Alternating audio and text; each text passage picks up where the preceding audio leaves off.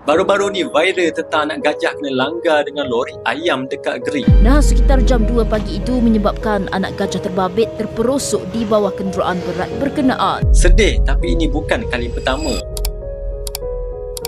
Gajah ni sebenarnya tengah cari jalan sebab hutan makin sempit. Mereka perlukan kawasan yang luas. Tapi bila habitat makin mengecil, mereka mula cari jalan dengan melintasi jalan raya.